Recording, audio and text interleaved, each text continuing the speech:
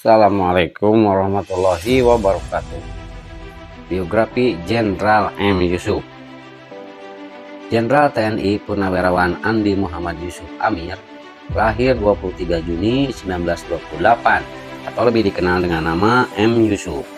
Adalah salah satu tokoh militer Indonesia yang sangat berpengaruh dalam sejarah kemiliteran Indonesia. Ia juga merupakan salah satu keturunan bangsawan dari suku Bugis. Hal ini dapat dilihat dari gelar Andi pada namanya. Akan tetapi melepaskan gelarnya bangsawanan itu pada tahun 1997 dan tidak pernah beliau menggunakannya lagi.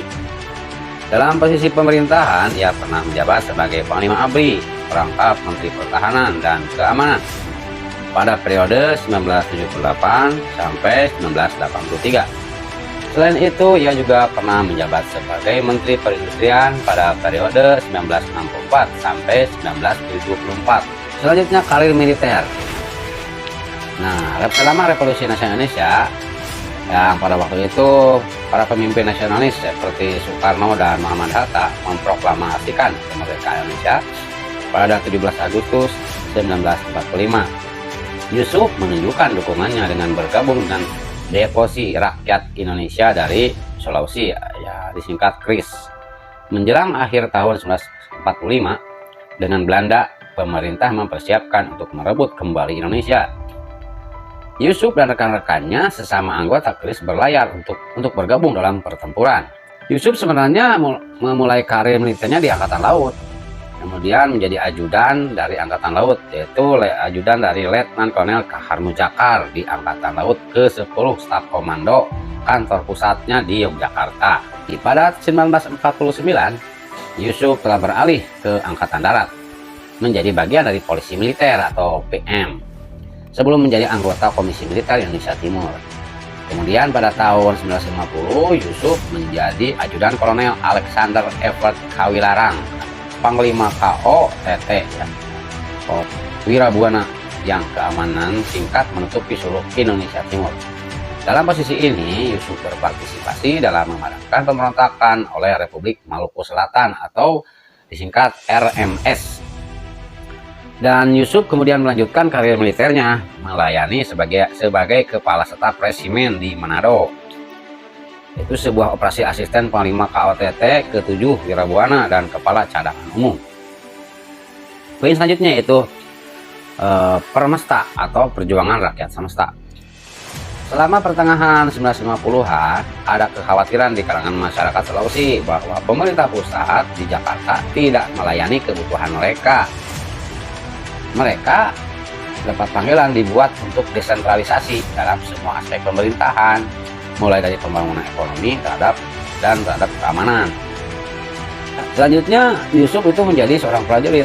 Dia tertarik desentralisasi urusan keamanan dan bersama dengan rekan-rekan yang berpikiran sampai pada kesimpulan bahwa Sulawesi harus bertanggung jawab atas keamanan di wilayah mereka sendiri. Kemudian Yusuf juga menunjukkan keprihatinan oleh fakta bahwa KO TT7 Wirabuana tingkat keamanan mencakup seluruh Indonesia Timur, sedangkan Kodam di Indonesia Barat memiliki area spesifik untuk menutupi. Kemudian perhatiannya terhadap desentralisasi memuncak dalam pernyataan Permesta yang ditandatangani oleh tokoh-tokoh penting di Sulawesi, termasuk Yusuf juga menandatangani pada tanggal 2 Maret 1957. Pernyataan itu juga menyatakan keadaan darurat di Indonesia Timur. Dan pada saat itu Yusuf menjadi perwira operasi untuk Permesta. Namun itu tidak lama ya, sebelum Yusuf meninggalkan gerakan pada Mei 1957, Kepala Staf Angkatan Darat yaitu A.H. Nasution meresmikan pembentukan 4 Kodam di Indonesia Timur untuk menutupi keamanan di Sulawesi. Dengan permintaannya telah dipenuhi, maka tidak ada alasan untuk Yusuf ya untuk tinggal dengan Permesta. Jadi keluar dari anggota Permesta dan Yusuf menjadi mata-mata. Dan ia melaporkan hasil pertemuan kepada pemerintah pusat yang curiga bahwa Permesta adalah gerakan separatis. Yusuf menjatuhkan sandiwara dengan Permesta pada Mei 1958 dengan pengangkatannya sebagai Panglima Kodam Sulawesi Selatan dan Tenggara. Dan posisinya Yusuf itu dibantu pemerintah pusat dalam memadamkan gerakan Permesta. Pada Oktober 1959, Yusuf dipindahkan ke Kodam 14 Hasanuddin menjadi komandannya. Dan sebagai Panglima Kodam 14 Hasanuddin, Yusuf itu bertanggung jawab atas keamanan Sulawesi Tengah dan Sulawesi Tenggara. Poin selanjutnya, Yusuf itu menjadi Menteri Perindustrian. Pada tanggal 27 Agustus 1964, Yusuf diangkat sebagai Menteri Perindustrian meskipun ini adalah pos sipil. Itu tidak mengherankan bahwa Yusuf diangkat ke posisi ini karena Soekarno memiliki anggota lain dari ABRI dalam kabinetnya untuk alasan lain ya selain pertahanan dan keamanan ya, contohnya Letnan Jenderal Hidayat sebagai Menteri Telekomunikasi dan Ali Sadikin dari Marinir menjabat sebagai Menteri Perhubungan. Itu jabatnya di Menteri Perindustrian. Selanjutnya kaitannya dengan Super Semar. Pada tanggal 11 Maret 1966, Yusuf menghadiri pertemuan kabinet di Istana Presiden. Yang pertama sejak Soekarno reshuffle kabinet pada akhir Februari. Pertemuan tidak berlangsung lama sebelum Soekarno-nya. Setelah menerima surat dari komandan pengawal, tiba-tiba Soekarno meninggalkan ruangan. Ketika pertemuan itu selesai, Yusuf dan Menteri Urusan Veteran yaitu Basuki Rahmat pergi keluar Istana Presiden untuk bergabung dengan Amir Mahmud yang pada waktu itu menjabat sebagai Panglima Kodam 5 atau Kodam Jayakarta. Nah, Yusuf kemudian diberitahu apa yang terjadi, bahwa Soekarno telah pergi ke Bogor dengan helikopter karena situasi yang tidak aman di Jakarta. Kemudian Yusuf menyarankan bahwa mereka bertiga pergi ke Bogor untuk memberikan dukungan moral kepada Soekarno. Ketiganya kemudian pergi ke kediaman Letnan Jenderal Soeharto, Panglima Angkatan Darat yang telah membentuk posisi sebagai lawan politik terkuat Soekarno. Menurut Amir Mahmud, Soeharto meminta ketiga jenderal ini untuk memberitahu Soekarno kesiapan untuk memulihkan keamanan. Namun Presiden harus memintanya. Di Bogor, ketiganya bertemu dengan Soekarno yang tidak senang dengan keamanan dan dengan desakan Amir Mahmud bahwa semuanya aman. Nah, Soekarno kemudian mulai mendiskusikan pilihan dengan ketiga jenderal itu sebelum akhirnya meminta mereka bagaimana dia bisa mengurus situasi, maksudnya ke Soeharto. Yusuf dan Basuki diam, tetapi Amir Mahmud meyakinkan bahwa Soekarno bisa memberi Soeharto mandat ya, beberapa kekuatan dan memerintahkan Indonesia dengan dia sehingga semuanya dapat diamankan. Nah, pertemuan itu kemudian dibubarkan dan Soekarno mulai mempersiapkan keputusan Presiden. Itu sejak ketika keputusan yang akan menjadi Super Semar akhirnya siap dan menunggu tanda tangan Soekarno. Soekarno memiliki beberapa keraguan di menit-menit terakhir, tetapi Yusuf bersama dengan dua jenderal dan lingkaran dalam Soekarno dalam kabinet yang juga telah membuat perjalanan ke Bogor mendorongnya untuk menandatangani surat itu. Dan Soekarno akhirnya menandatangani dan menyarankan Super Semar kepada Basuki yang akan dituliskan kepada Jenderal Soeharto. Nah, di situ ada kontroversi mengenai peran Yusuf di Super Semar. Ada salah satu ya yang menyatakan bahwa Yusuf datang ke Bogor dengan folder merah muda dengan Super Semar sudah di-prefer pada kertas dengan logo Angkatan Darat di atasnya dan bahwa ada 4 jenderal bukan 3. Nah, jadi yang keempat itu siapa? Yaitu Maraden Panggabean. Kemudian Soekarno itu diintimidasi, dititik pistol oleh Basuki dan Panggabean sebelum menandatangani Super Semar yang telah disiapkan katanya gitu. Jadi ada pertarungan pistol. Kemudian juga Yusuf juga berhasil mendapatkan atau memegang salinan Super Semar. Nah, pada tanggal 13 Maret Soekarno memanggil Yusuf, Basuki dan Amir Mahmud.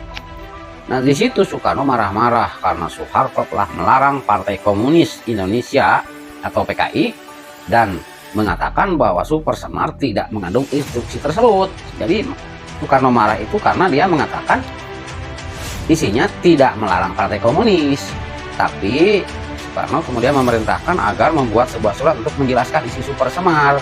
Bukan maksudnya membubarkan PKI kalau Soekarno ya, tapi tujuannya untuk mengamankan. Tapi oleh Presiden Soeharto ya, itu dijadikan alat untuk memberantas PKI. Begitu. Jadi Soekarno marah pada saat itu. Nah, jadi Soekarno itu menyuruh membuat surat lagi yang isinya menjelaskan isi Super Semar.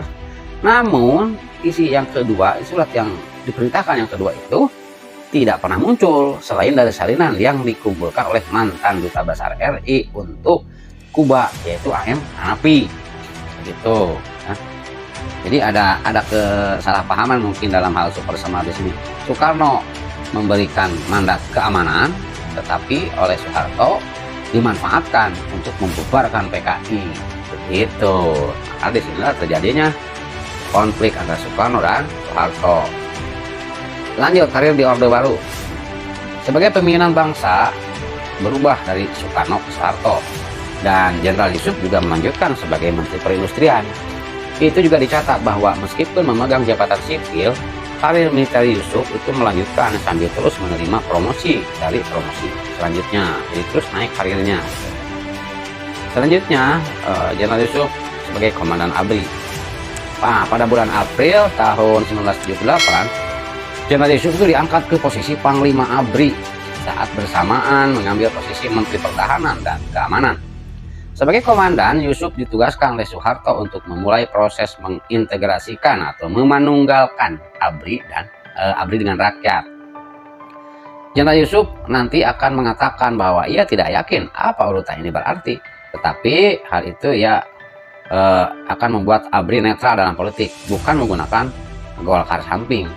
Nah, dalam hal itu ia berhasil, seperti dalam pemilu legislatif tahun 1982, Golkar tidak mendapatkan dukungan aktif dari ABRI yang dinikmati di dua pemilu sebelumnya, yaitu pemilu legislatif dan yang berkompetensi itu masuk. Dan Yusuf juga bertanggung jawab atas ABRI masuk ke desa, atau disebut ABRI masuk desa. Dalam program ini ABRI dikirim ke desa, ke daerah pedesaan untuk membantu dengan pembangunan infrastruktur, bangun jalan, bangun jembatan, bangun sekolah, ya, bendungan dan sebagainya. Dan selama masa jabatannya sebagai Panglima ABRI, Jenderal Yusuf itu mengembangkan reputasi sebagai jenderal yang memperhatikan kesejahteraan anak buahnya. Ia secara rutin berkeliling daerah untuk mengunjungi tentara dan menanyakan tentang keluarga dan kondisi mereka, tentang kesehatannya, tentang kesejahteraannya, makan minumnya, pakaiannya. Hal ini membuatnya sangat populer di jajaran ABRI dengan mengorbankan hubungannya dengan Soeharto yang mulai melihat Yusuf sebagai ancaman. Jadi saking dekatnya Jenderal Yusuf itu ya dicurigai oleh pemerintah. Dan pada tahun 1982, sebuah pertemuan para pejabat tinggi diadakan dan dihadiri oleh Soeharto, Yusuf, dan Amir Mahmud yang saat itu menjabat sebagai Menteri Dalam Negeri. Amir Mahmud sebagai Menteri Dalam Negeri. Dalam pertemuan tersebut, Amir Mahmud mengomentari popularitas Yusuf dan memintanya untuk menjelaskannya kepada Soeharto, kepada Presiden. Merasakan tuduhan tersebut, Yusuf kehilangan kesabaran dan berjanji kepada Presiden Soeharto bahwa dia tidak pernah punya ambisi untuk kekuasaan dalam melakukan tugasnya. Kalau tugas saja mungkin ya, sebab dia ditunjuk. Nah, kecurigaan Soeharto tampaknya telah menyakiti Yusuf, dan sehingga dia tidak pernah menghadiri pertemuan kabinet sampai ia diberhentikan dari posisinya di April 1983 karena mungkin sakit hati. Jenderal Yusuf itu dianggap mau melakukan sesuatu lah, sehingga ya, karena Jenderal Yusuf pada waktu itu sangat populer. Selanjutnya tentang karir politiknya Jenderal Yusuf. Dari tahun 1983 sampai tahun 1993 atau 10 tahun ya, Yusuf menjabat sebagai Ketua Badan Pemeriksa Keuangan atau BPK. Ini adalah pekerjaan dari mana ia diperkirakan akan mencapai hal-hal besar. Ya, jadi mengingat pendahulunya yaitu Umar Yura Hadikusuma juga kemudian menjadi wakil presiden. Namun hal itu tidak tercapai ya, akhir dari keterlibatannya. Jadi itu sebagai akhir dari keterlibatannya dengan pemerintah, ternyata hanya menjadi ketua BPK saja.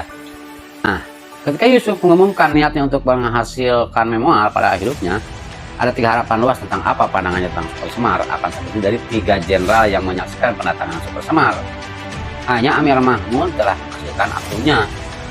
Pada awalnya Soeharto dipercaya Yusuf untuk menerbitkan memoir sendiri, tapi berubah pikiran meminta Yusuf agar Sekretaris Negara mempublikasikannya, dan Yusuf menolak tawaran tersebut, ya, menolak mempublikasikan memoirnya tentang Super Semar. Dalam kehidupan pensiunannya, Yusuf aktif dalam kegiatan sosial dan memimpin pimpinan dasar yang menjalankan sebuah masjid, juga memberikan kontribusi untuk menjalankan rumah sakit. Jadi dalam kehidupan sosialnya dia jadi rakyat biasa. Kemudian di akhir masa hidupnya, di kematiannya, M. Yusuf itu meninggal pada tanggal 8 September tahun 2004 dalam usia 76 tahun dan dimakamkan di Pemakaman Umum Panaikang, Makassar, Sulawesi Selatan. Kemudian dalam keluarga, Yusuf itu merupakan putra seorang bangsawan Bone yang bernama Andi Tapu Amir Arung Kajuara dan Peta Bunga, yang keduanya adalah cicit dari Raja Kesultanan Bone ke-24 Lama Patunru atau Apasesu tahun 1812 sampai 1823, beristrikan Eli Saelan yang merupakan adik kandung Emi Saelan, pejuang asal Makassar, Sulawesi Selatan, dan memiliki seorang anak yang sudah meninggal dunia yang bernama Jauri Yusuf Putra. Nah, Eli Saelan adalah adik kandung dari Emi Saelan ya, di Sulawesi Selatan. Nah, yang lain-lainnya, meskipun Yusuf Amir Mahmud itu dengan halus menuduh ambisius, tetapi Yusuf tetap menjadi teman dekat dengan sesama saksi super semar tersebut. Sebelum Amir Mahmud meninggal, ia meminta agar Yusuf menghadiri pemakamannya. Namun Yusuf tidak dapat menghadiri pemakaman Amir Mahmud ini. Dan Yusuf juga menerima surat rahasia dari Amir Mahmud. Itulah sekilas tentang biografi Jenderal M. Yusuf. Mudah-mudahan ada manfaatnya. Assalamualaikum warahmatullahi wabarakatuh.